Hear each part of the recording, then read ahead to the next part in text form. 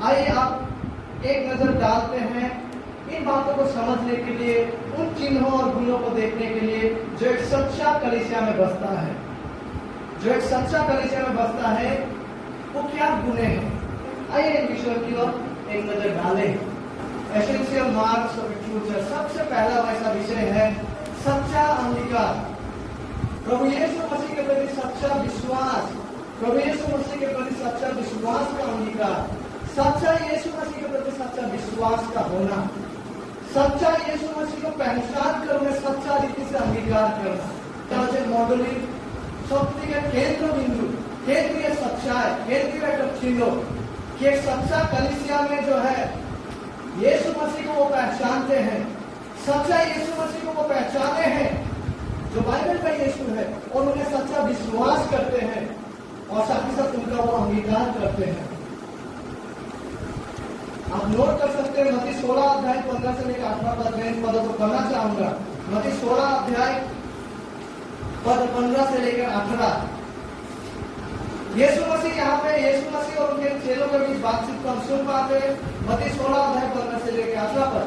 उसने उनसे कहा, यीशु मसीह अपने चेलों से कह रहा है, शिष्यों से, परंतु तुम मुझे क्या कहते हो? साइमन पतरस ने उत्तर दिया, तू जीवते परमेश्वर का पुत्र है। पतरस यीशु मसीह को पहचान रहा है और मुझे कन्फेस कर रहा है, विश्वास वालों को यह अंगीकार कर रहा है। सारे विश्वासी प्रेरितों के लिए वो कहते हैं कि तू जीवते परमेश्वर का पुत्र मसीह है। पतरस जो है वो यीशु को सचमुच पहचान रहे हैं। जहाँ की लोग यीशु को कहते हैं कि कोई यूहन्ना बपतिस्मा देने वाला, कोई एलिया है, कोई भिन्न भिन्न नबी है, लेकिन पतरस सारे विश्वासी प्रेरितों की ओर से वो कहता है, क्या कहता है? तू जीवते परमेश्वर का पुत्र मसीह है। वो पहचान रहा है कि यीशु कौन है, वो पहचान रहा है कि यीशु मसीह परमेश्वर है जो ईश्वर और मनुष्य बनकर इस पृथ्वी पर आए। यीशु वो अभिषिक्त जन है जिसके बारे में पुराने नियम पवित्र शास्त्र में लिखा गया था, वो मसीहा जो उनके लोगों का उद्धार करेंगे। पतरस इसे पहचान रहा है, वो विश्वास कर रहा है यीशु मसीह को इस रूप में, और वो अंगीकार कर रहा है। और फिर देखिए यीशु उत्तर देते हैं। यीशु ने उसको उत्तर दिया है, शैमोन योना के पुत्र तू धन्य है, क्योंकि मांस और लहू ने नहीं परंतु मेरे पिता ने जो स्वर्ग में है ये बात तुझ पर प्रकट की। शैमोन पतरस, जिस सच्चाई को तुम जान पाए हो कि मैं कौन हूँ, तुम अपने नेचुरल स्टेट में से नहीं जान पाए, तुम अपने नेचुरल विजडम में नहीं जान पाए, नेचुरल स्टेट में तुम्हारा जो नॉलेज है उसमें तुम नहीं जान पाए। तुम इसलिए जान पाए क्योंकि तुम्हें पिता की ओर से दिया गया, क्योंकि परमेश्वर पवित्र आत्मा ने तुम्हें मृतकों को में से जीवित किया है आत्मिक रूप से, तुम्हारी आंखों को खोल दिया है, अंदर आंखों को, जिस आंखों को शैतान ने बंद करके रखा था। तुम्हें उस पाप के दलदल और बंधन से छुड़ा कर यहाँ लाया गया, जिसके फलस्वरूप तुम मुझे पहचान सके, क्योंकि ये परमेश्वर की ओर से तुम्हें दिया गया है सच्चा कलीसिया, सच्चा देव, सच्चा प्रेरित, इसलिए वो पहचान सका। यीशु मसीह इसका समर्थन कर रहा है और वो कह रहा है कि you were able to recognize and confess and have true faith in it because God the Father has revealed it to you। और यीशु मसीह आगे देखिए बहुत ही अच्छा बात को कहते हैं, और मैं भी तुझसे कहता हूँ कि पत्थर से और मैं इस पत्थर पर अपनी कलीसिया बनाऊंगा और अधलोक के फाटक उस पर प्रबल ना होंगे। यीशु मसीह कह रहे हैं कि वे इस पत्थर पर अपना कलीसिया बनाएंगे। किस पत्थर पर? इस पर बहुत सारे विवाद होते आए हैं बहुत दिनों से। कोई कहते हैं पतरस पर यीशु मसीह कलीसिया बनाएंगे, यीशु मसीह पतरस को कह रहे हैं कि वो पत्थर है, लेकिन आगे चलकर जब हम देख पाते हैं कि वो न्यू पत्थर तो यीशु मसीह था, कॉर्नरस्टोन इज जीसस हिमसेल्फ। इसलिए यहाँ पर निश्चित रूप से यीशु मसीह किसी व्यक्ति के बारे में बात नहीं कर रहा है, इसके बारे में बात कर रहा है अधिकांश जो विश्वास योग्य विद्वान हैं वो इस सच्चाई को मानते हैं कि यहाँ पे यीशु मसीह पतरस का किया गया अंगीकार और विश्वास का बात कर रहा है। जिस विश्वास और अंगीकार के आधार पर एक व्यक्ति मसीह का देह से जुड़ते हैं, जिस विश्वास के आधार पर यीशु मसीह कलीसिया को बनाते हैं। तो एक सच्चा कलीसिया का सबसे प्राथमिक गुण यह है, यदि इसमें अगर कोई कलीसिया है नहीं, वो केवल बिल्डिंग है, तो वो किसी भी परिभाषा में वो कलीसिया नहीं है। अगर ये सच्चाई किसी में नहीं है तो वो कलीसिया नहीं हो सकता। तो सबसे पहला फाउंडेशनल सच्चाई ये है कि एक सच्चा कलीसिया को परमेश्वर के द्वारा दिया गया वो रोशनी उनके पास है, परमेश्वर का दिया गया वो आंख है, वो प्रगटीकरण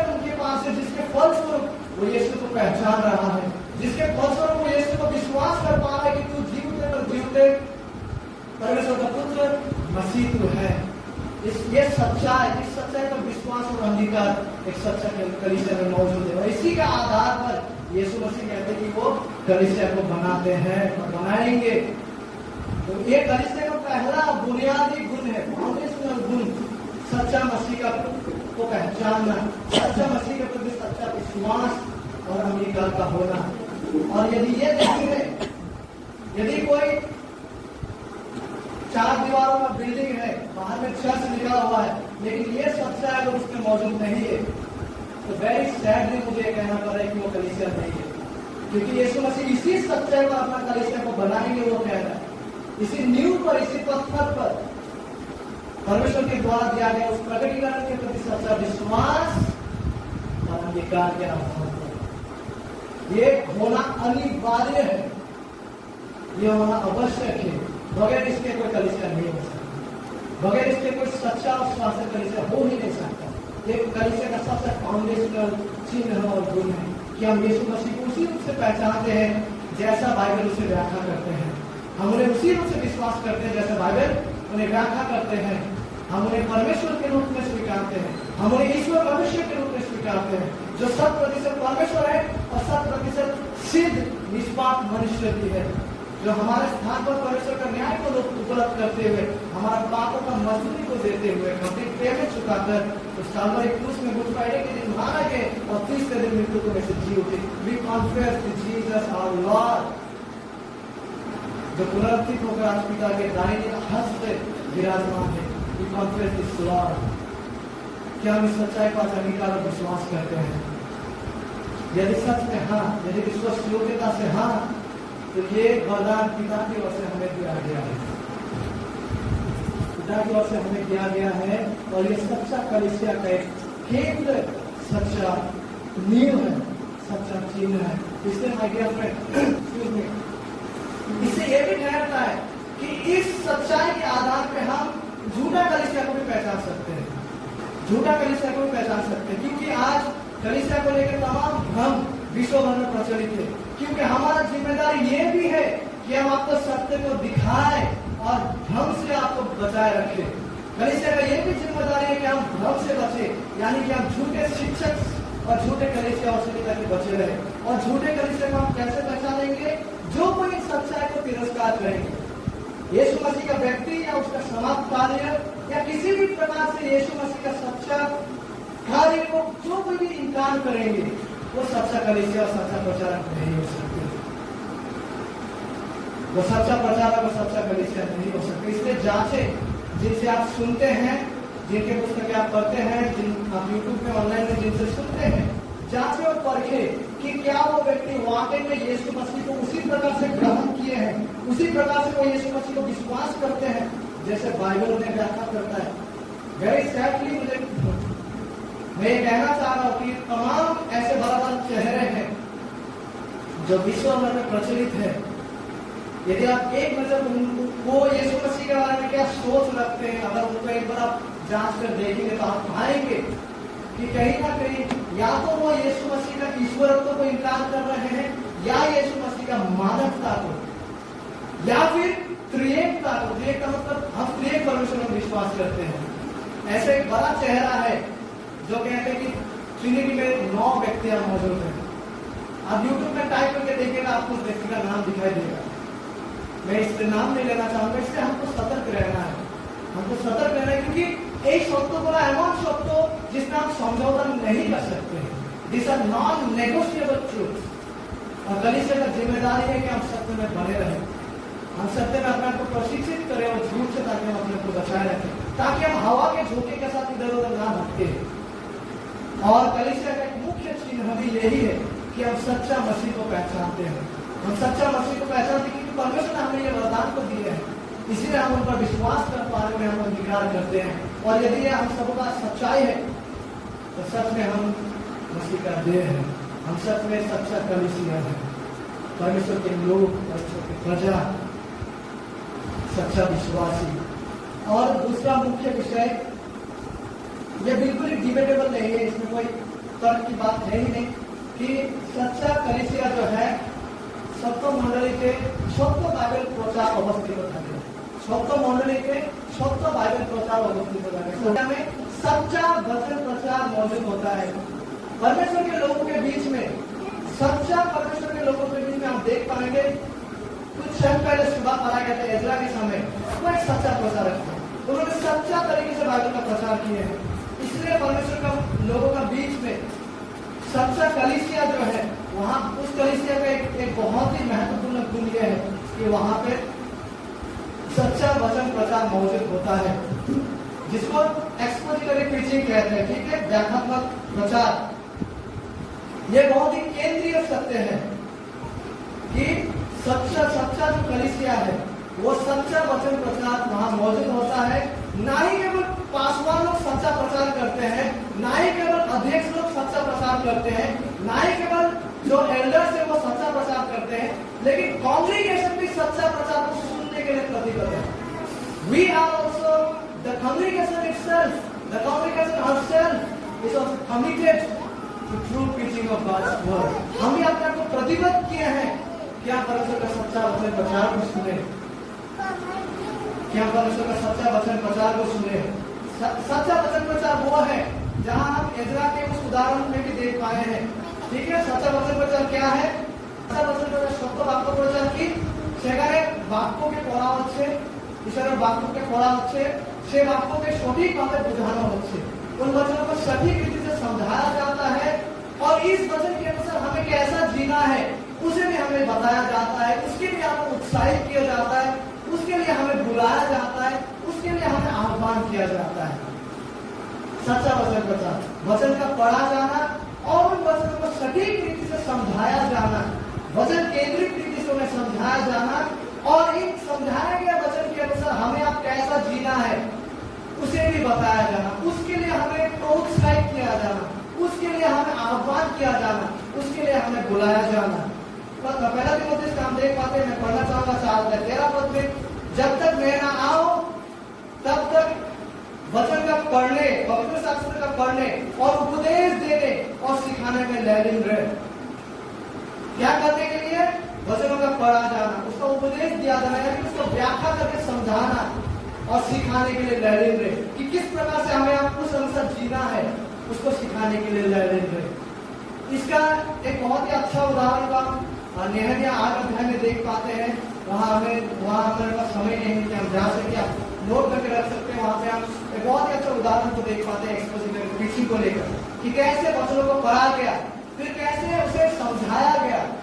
वहाँ पे एजरा के टीम ने लोगों तक जाकर उन्हें समझाया और इस प्रकार से उन्होंने लागू किया वचनों को हम देख पाते कि लोग आखिरकार सब समझ के वो आनंदित होकर घर लौट रहे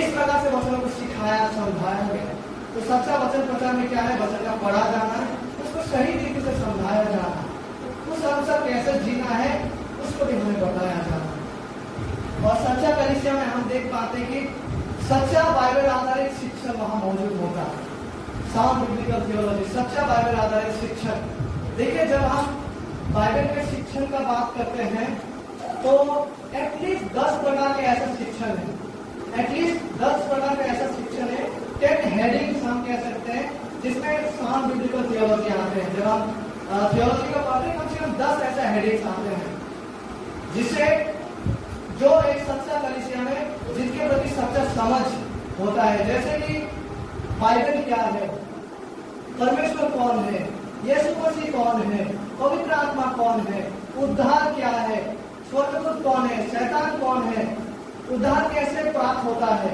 कलीसिया क्या है जिसको हम स्टडी कर रहे हैं कलीसिया कौन है उसके बाद अंत के दिनों में क्या होने जा रहा है पाप क्या है मनुष्य कौन है मनुष्य पाप से उद्धार कैसे पा सकते हैं ये तमाम विषय का बाइबल आधारित समझ जो है एक सच्चा और बढ़ता हुआ कलीसिया अच्छा हेल्थ में प्रोग्रेस करता हुआ कलीसिया में इन तमाम सत्य के प्रति अच्छा साउंड समझ होता है बिब्लिकल समझ हमारे पास मौजूद होता है ना ही केवल वो जो प्रचार कर रहे हैं लेकिन वो जो सुन रहे हैं उनके जीवनों में भी हम इन बातों को बाइबल के अनुसार समझते हैं कि परमेश्वर कौन है कि यीशु मसीह कौन है पवित्र आत्मा कौन है पाप क्या है पाप से उद्धार कैसे हमें मिलता है, ये तमाम सत्य इसमें मौजूद है।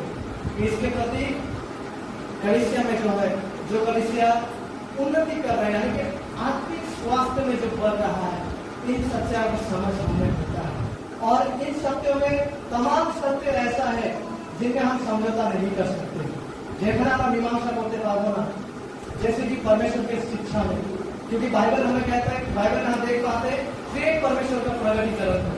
इसलिए यदि कोई दूसरा व्यक्ति कहे कि नहीं, केवल पिता परमेश्वर है और यीशु मसीह पवित्र आत्मा जो है सेकंड और थर्ड कैटेगरी में गिरता है, या यदि कोई कहे कि केवल पिता परमेश्वर ही परमेश्वर है, फिर उसने यीशु को सृष्टि किया, फिर यीशु ने बाकी सब कुछ को सृष्टि किया, ये झूठा शिक्षण है।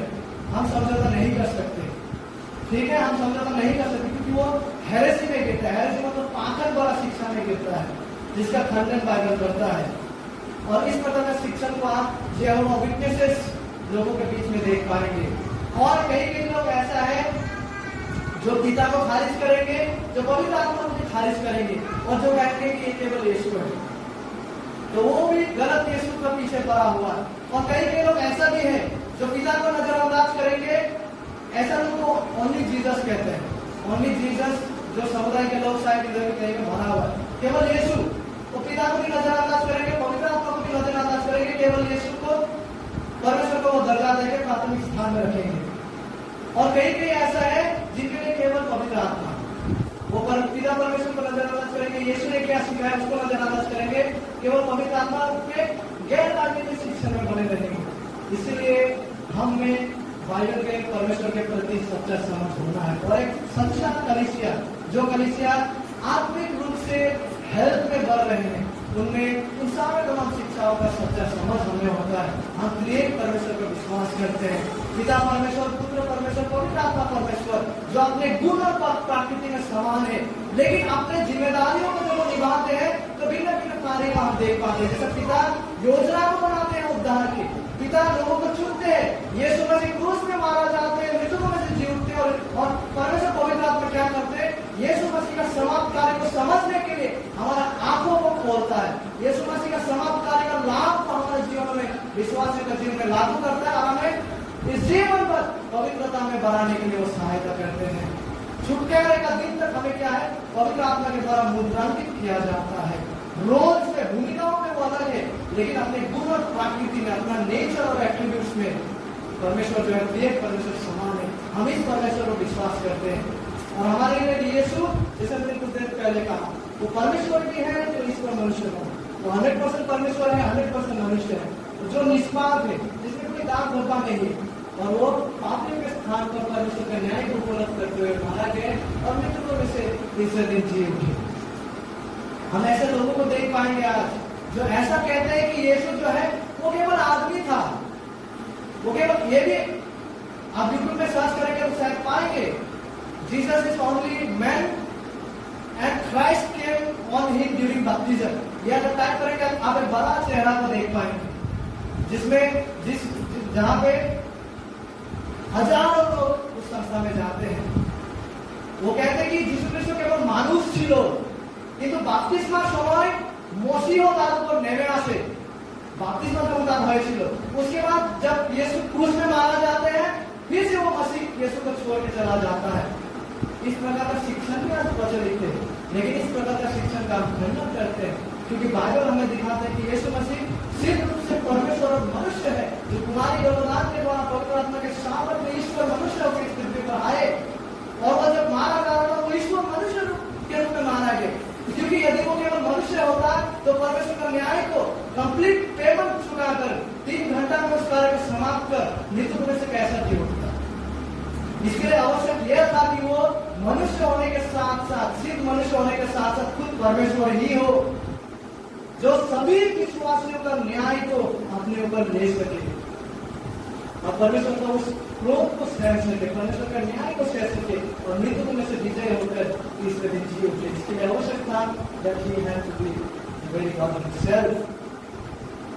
ठीक है, और यीशु मसीह के जीवन काल में हम देख पाते हैं, उनमें परमेश्वर के गुण को हम देख पाते हैं, पाप को क्षमा करना, मृत्यु को जिलाना, आंधी को रोकना, हर तरह का रोग बीमारी को दूर करना। कौन कर सकता है? केवल परमेश्वर। और वो मनुष्य भी है, हम देख पाते, वो खाना खा रहे हैं, वो इंसान है, हम देख पाए कि उन्होंने रोए भी थे। तमाम बातों को हम बाइबल से देख पाते हैं। इसलिए हमें सावधान रहना है हर उस झूठे शिक्षा से। इसी प्रकार से कई ऐसी शिक्षाएं हैं जिसमें वो साउंड बिब्लिकल थियोलॉजी आते हैं। इन सारा शिक्षाओं का सटीक समझ एक सच्चा कलीसिया जो बढ़ रहा है, जो हेल्दी है, उसमें होता है। ना ही केवल परमेश्वर को लेकर, यीशु मसीह को लेकर, साथ ही साथ पवित्र आत्मा को लेकर भी, साथ ही साथ सुसमाचार, उद्धार, मनुष्य, पाप, कलीसिया, अंत के दिनों में क्या होगा, तमाम बातों को लेकर भी। हालांकि हम आज केवल कलीसिया के विषय में देख रहे हैं, ठीक है। देखिए और जब तीमुथियुस को उन्होंने कहे थे, दूसरा तीमुथियुस का हम देख पाते हैं 13 में, जो खरी बातें तूने मुझसे सुनी है उनको उस विश्वास और प्रेम के साथ जो मसीह यीशु में है अपना आदर्श बनाकर रख। और वो दूसरे तीमुथियुस 2 में कहते हैं, और जो बातें तूने बहुत से गवाहों के सामने मुझसे सुनी है तीमुथियुस, उन्हें विश्वासी मनुष्यों को सौंप दे जो दूसरों को भी सिखाने के योग्य हो। जिन बातों को तीमुथियुस ने पौलुस से सीखे हैं, देखिए हम देख पाएंगे तमाम शिक्षाएं जिनको जब 10 सिद्धांतों का मैंने बात की है वो भी शामिल है, और भी कई बातें वहां शामिल है। तीमुथियुस को पौलुस क्या कह रहा है, उन बातों को जो है तुम्हारा आगे को भी उन्हें सिखा, विश्वासी मनुष्य को, जो दूसरों को भी सिखा सके। इसी प्रकार से ये जो है, ये बैटल जिसे हम कहते हैं रिले रेस में जो है ना, उसको हम हमारे दौड़ते, उसी प्रकार हमारे पास के पहुंचे हैं। और एक सच्चा स्वास्थ्य कलीसिया में ये शिक्षाएं जो है मौजूद होता है, हम इन शिक्षाओं को समझते हैं। और मैं बहुत जल्दी खत्म करना चाहूंगा, समय लगभग खत्म हो चुका है। और सच्चा कलीसिया में जो है, जो बढ़ रहा है, सुसमाचार के प्रति हमारा सच्चा समझ होता है। सुसमाचार क्या है, जैसे कि मैंने कुछ देर पहले कहा, यीशु मसीह का व्यक्ति और उसका समाज कार्य, इसका हमारे प्रति सच्चा समझ होता है। और हृदय परिवर्तन को लेकर भी हमें सच्चा विश्वासियों में, स्वास्थ्य कलीसिया में सच्चा समझ होता है कि हृदय परिवर्तन माने की এটা बुझाना एक जरूरी, क्योंकि बहुत लोगों को लगता है, यदि बहुत भी नहीं तो कई लोगों को लगता है कि उद्धार বা হৃদয় পরিবর্তন মানে এই যে আমি অসুস্থ ছিলাম, और আমি মনোনি যেতাম না, गिरजा যেতাম ना, আমি অবিশ্বাসী ছিলাম। और एक बार कोई पासवान आया, मेरे पे प्रार्थना किया, मैं चंगा हो गया, बस उस दिन से मैं विश्वासी बन गया। लेकिन बाइबल के दृष्टिकोण से अगर हम देखें तो वो हृदय परिवर्तन नहीं है एक्चुअली, क्योंकि यीशु मसीह जब जा रहा था 10 लेपर्स कुष्ठ रोगी था, तो यीशु मसीह से कहते दाऊद के संतान मुझ पर दया कर, तो यीशु मसीह उन 10 को ही चंगा कर देता है। लेकिन आखिरकार क्या होता है, केवल एक ही व्यक्ति लौट कर आते हैं और यीशु मसीह की आराधना करते हैं, उनका महिमा करता है। और यीशु मसीह कहते हैं कि वो 9 बाकी कहाँ है, तो है नहीं। और केवल उसी को यीशु मसीह घोषणा करता है कि you have been made well. हम देख पाते हैं कि 10 लोग सुस्त हुए, लेकिन केवल एक ही था जिन्होंने सच्चा रीति से आत्मिक उद्धार पाकर यीशु मसीह की आराधना की है। इसीलिए शारीरिक रूप से चंगाई पाना अपने में ही उद्धार नहीं है, लेकिन शारीरिक चंगाई पाने के द्वारा एक व्यक्ति यीशु मसीह के पास आ सकते हैं, उनका वाणी को सुनकर उद्धार पा सकते हैं, वो उसको खींचे जा सकते हैं सच्चा संदेश के प्रति सहभागिता में यीशु मसीह की ओर से ले जा सकता है, प्रेरित उसे कर सकता है। लेकिन जब हम शारीरिक रूप से चंगाई पाते, वो अपने में उद्धार नहीं है। उद्धार वो है जब कोई व्यक्ति यीशु में सच्चा विश्वास करते हैं, पाप से मन फेरकर और यीशु मसीह में एक किए जाते हैं, उसको पापों से क्षमा किया जाता है, परमेश्वर के साथ उसका मेल मिलाप होता है, परमेश्वर का संतान को ठहरते हैं, परमेश्वर का न्याय उस व्यक्ति से हट जाता है, वो अनंत जीवन में प्रवेश करते हैं। ठीक है, हमें समझना है हृदय परिवर्तन वो है जब कोई व्यक्ति अपना पाप से मन फेरता है और यीशु मसीह में सच्चा विश्वास करता है। जब ये घटता है तो उस व्यक्ति का जीवन में सचमुच हृदय परिवर्तन घटे हैं, फलस्वरूप उसको उद्धार मिलता है, आत्मिक उद्धार, अनंत जीवन, परमेश्वर का संतान वो ठहरते हैं। तो आइए हम भिन्नता को समझ पा रहे हैं। ठीक है, शारीरिक रूप से हम चंगा हो सकते हैं, लेकिन वो अपने में उद्धार नहीं है। शारीरिक चंगाई हमें मसीह की ओर ले जा सकता है, ताकि हम मसीह में विश्वास कर सके, पाप से मन फेर सके और उद्धार पा सके। ये है शारीरिक चंगाई और उद्धार के बीच में संबंध। लेकिन हृदय परिवर्तन, उद्धार जब घटते, हृदय परिवर्तन जब घटता है, वो परिवर्तन हृदय का परिवर्तन है। वो परिवर्तन हमारा अंदर पत्थर का हृदय को निकालने का परिवर्तन है, जिसके परिणाम स्वरूप हम पापों से नफरत करते हैं, जिसके फलस्वरूप हम जान पाते हैं कि हमने परमेश्वर के खिलाफ विद्रोह किए हैं, जिसके फलस्वरूप हम यीशु मसीह को उद्धार के लिए विश्वास करते हैं। यह है सच्चा हृदय परिवर्तन। इसलिए कंफ्यूज मत रहिएगा। एक सच्चा स्वास्थ्य कलीसिया में हृदय परिवर्तन को लेकर बाइबल समझ होता है और होना भी चाहिए। ठीक है, इसलिए मैं बाइबल पदों को भी नहीं पढ़ रहा क्योंकि ये ऑब्वियस सत्य है। और सुसमाचार प्रचार को लेकर भी एक सच्चा स्वास्थ्य कलीसिया में बाइबल आधारित समझ होता है। सुसमाचार प्रचार को लेकर भी देखिए, आज कई प्रकार के प्रचार चलते हैं जो सुसमाचार प्रचार है नहीं। लोग कहेंगे तुम यीशु मसीह के पास आओ, तुम्हारा समस्या दूर हो जाएगा। तुम यीशु मसीह के पास आओ, तुम्हारा नौकरी का तनख्वाह बढ़ जाएगा। तुम यीशु मसीह के पास आओ, तुम्हारा कोई बीमारी नहीं रहेगा। ये सुसमाचार प्रचार नहीं है। सुसमाचार प्रचार वो है जहाँ पे आप जो है यीशु मसीह का जीवन, मृत्यु और पुनरुत्थान का सच्चाई को लोगों को बताते हैं कि यीशु कौन है, वो पृथ्वी में क्यों आए हैं, वो क्यों क्रूस में मारा गए, उसका तात्पर्य क्या है, उनका पुनरुत्थान का तात्पर्य क्या है। और उसके साथ साथ आप उस व्यक्ति को ये भी बताते हैं कि क्योंकि आप मैंने तुम्हें यीशु मसीह के बारे में बताया, आप ये भी सुन लीजिए कि आप कौन है, हम मनुष्य कौन है। हमें स्वभाव से ही पापी है, पाप में नेचर में हम जन्म लेते हैं, परमेश्वर के न्याय के अधीन में है हम। अतः हमें क्या करना है, हमें पाप से मन फेरकर इस सुसमाचार पर, इस यीशु मसीह पर उद्धार के लिए विश्वास करना है। ये बातें सुसमाचार प्रचार में जो है बाइबल आधारित सुसमाचार में मौजूद होता है। कुल के 15 अध्याय में हम देख पाते हैं, पौलुस कहते हैं यीशु मसीह लूका का लास्ट की ओर वो कहते हैं कि पाप क्षमा का प्रचार जो यीशु मसीह के नाम से किया जाएगा, यरूशलेम से आरंभ होकर। तो ये तमाम सत्य जो है सच्चा इवांजेलिज्म में मौजूद होता है। इसलिए हमें इन बातों को भी जानना है ताकि हम फॉल्स तरीके के इवांजेलिज्म से बचा रह सके।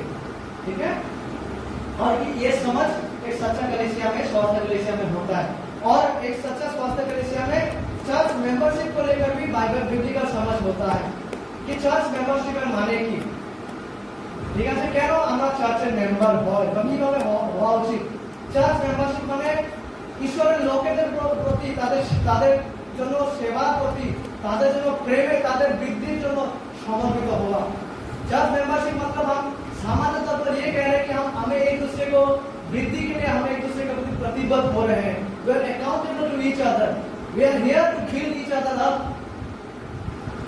हम एक दूसरे के प्रति जवाबदेही है, हम एक दूसरे को मसीह में आगे बढ़ाने के लिए हम इस प्रतिबद्धता को, हम इस कमिटमेंट को लेते हुए committed to serving each other in the Lord in love for the glory of God. जिस सच्चाई को हम पारंपरिक कलीसिया में देख पाते हैं, तो इसलिए एक सच्चा कलीसिया जो आत्मिक रूप से हेल्दी है, हमने चर्च मेंबरशिप को लेकर बाइबल आधारित समझ भी होता है और हम चर्च के फर्स्ट हम चर्च के मेंबर होते हैं। और फिर एक सच्चा कलीसिया में, स्वास्थ्य कलीसिया में चर्च डिसिप्लिन, कलीसिया का अनुशासन को लेकर भी समझ होता है। ये बहुत जरूरी है। याद है यीशु मसीह ने क्या कहा था मत्ती 18 में, यदि तेरा भाई तेरे विरुद्ध पाप करे तो उन्हें जाकर समझा, यदि वो फिर भी ना माने और किसी जन को अपने साथ लेकर उन्हें समझा, अगर फिर भी ना माने तो कलीसिया को अपने साथ ले जा। तो चर्च का एक डिसिप्लिन होता है, कलीसिया का एक अनुशासन भी होता है, जिसे हम पहला परिचय में भी देख पाते हैं। वहां पे एक व्यक्ति अपना स्टेप मदर के साथ व्यभिचार में वो जीवन व्यतीत कर रहा था, जिनके ऊपर चर्च और उसकी ओर से अनुशासन लगाए थे उस आदमी के ऊपर। ठीक है, तो एक सच्चा कलीसिया में जो है चर्च डिसिप्लिन के प्रति भी बाइबल आधारित समझ होता है। और चर्च डिसिप्लिन का एक मंडली जो अनुशासन का एक मुख्य उद्देश्य होता है, प्रमुख लक्ष्य ये है, ये नहीं कि उसको तिरस्कार करें, ये कि जब उसके ऊपर डिसिप्लिन भी आ रहे हैं, हम इसलिए कर रहे हैं ताकि वो मन फेर के आ सके, ताकि हम दोबारा से पुनर्स्थापित करके प्रभु में ला सके। इसलिए हम उन्हें मन फेरने के लिए, पुनर्स्थापित होने के लिए समय देते हैं। तो चर्च डिसिप्लिन का सच्चाई मौजूद होता है, जिसे बाइबल आधारित तरीके से किया जाना है। और सच्चा कलीसिया में इसके प्रति भी बिब्लिकल समझ होता है। और बिब्लिकल डिसाइपलशिप, बाइबल आधारित शिष्यता का भी हमें समझ होता है। ग्रोथ कि मसीह का शिष्य होने का मतलब क्या है। उद्धार केवल ईश्वर में अनुग्रह होते हैं, यह मुफ्त उपहार है यीशु में विश्वास के द्वारा और केवल यीशु में विश्वास के द्वारा। लेकिन साथ ही हमें यह भी याद रखना है कि इस जीवन पर हमें एक शिष्य के रूप में यीशु मसीह ने कहा ना, उसके पीछे चलने के लिए क्या करना है, अपना क्रूस उठाते हुए उसके पीछे चलना है, जहां पर शिष्यत्व का बात आ जाता है। तो एक सच्चा कलीसिया में जो है शिष्यत्व और शिष्यता में वृद्धि पाने का बाइबल आधारित समय होता है। हमारे पास समय बहुत कम है।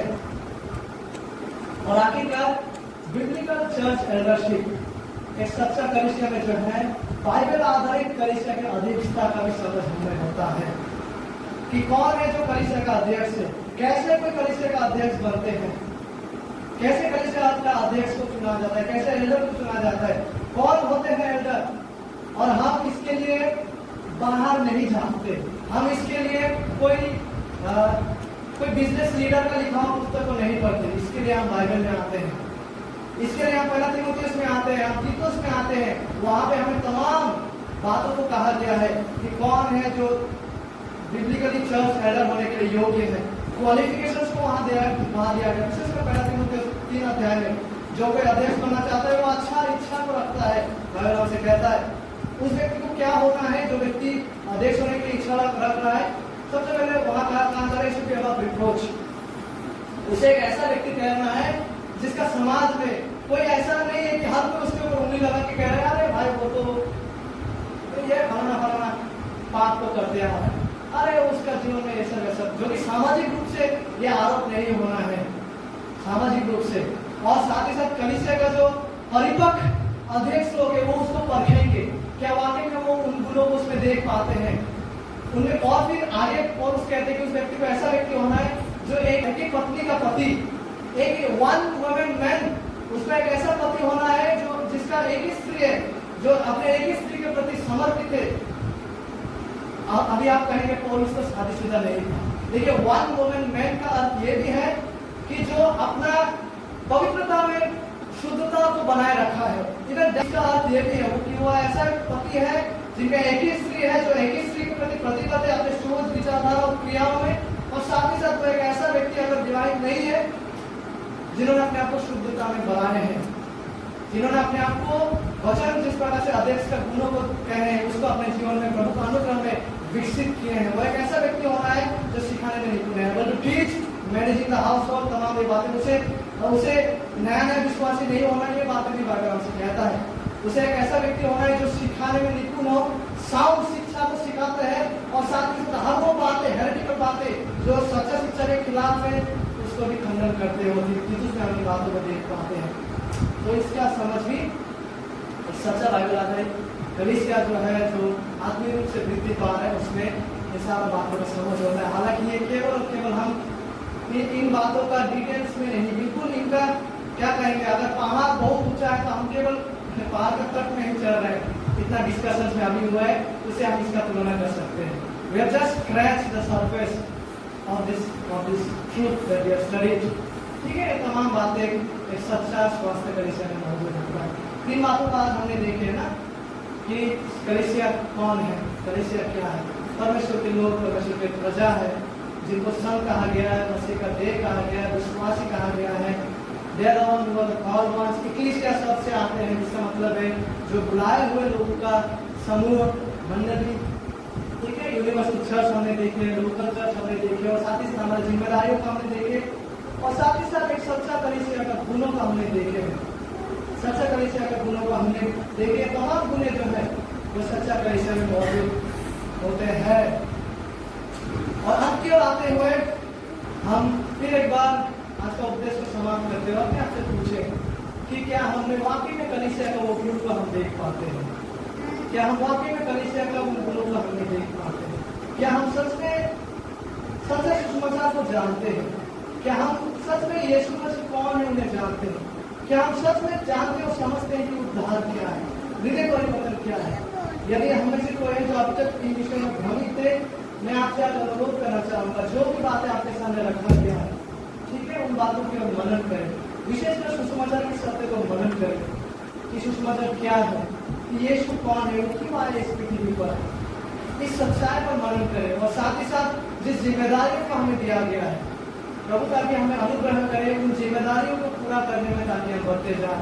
सबसे पहले परमेश्वर का आराधना करना, सच्चा रीति से, आत्मा और सत्य में, और इस रूप से उनका महिमा प्रदान करना, सत्य में बने रहना, सत्य का बचाव करना, और सत्य को जानने में बढ़ना, सत्य को सिखाना। तमाम विषयों को हमने देखे हैं आज। प्रभु ताकि हमें अनुग्रह करे, ताकि हम एक ऐसा मंदिर का खरीदा हो जो सच में इन तमाम मार्ग साक्षियों को अपने अपने जीवन में, अपने अपने परिवारों में ताकि प्रदर्शित करते हुए बढ़ रहे हैं। और प्रभु ताकि हमें आशीषित करे कि हम इस सत्य को समझ पाए, और ताकि सच में ये गुण हमारा कलीसिया में प्रभु का अनुग्रह में ताकि ध्यान दे। May God be gracious to us and help us. Let us pray.